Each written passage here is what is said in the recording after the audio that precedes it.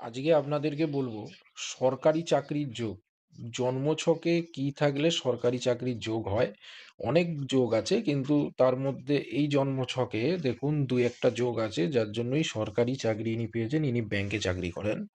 তো সেটা হলো যে এই জন্মছকের মধ্যে ১ম বলবো সরকারি চাকরি যে নক্ষত্র দেয় সেই নক্ষত্রটা হলো উত্তর ভাদ্রপদ নক্ষত্র।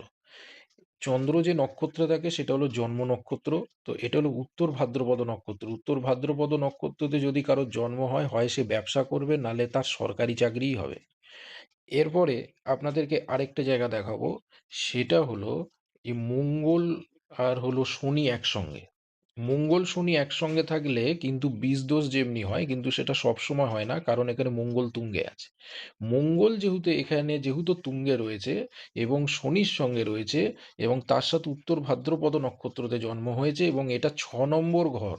৬ নম্বর ঘর থেকে আমরা কিন্তু চাকরি বা সার্ভিস প্রোভাইডেড বিজনেস ধরি।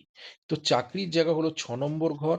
৬ নম্বর ঘরে মঙ্গল এবং ৮ নম্বর ঘরে হলো রবি।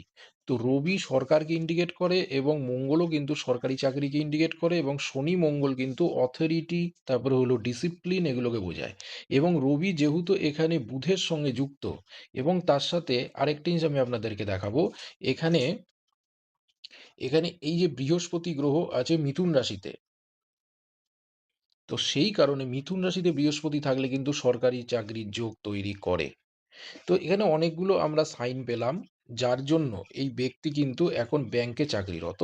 ইনি কিন্তু সরকারি চাকরি ইনি পেয়েছেন এবং ইনি কিন্তু করছেন।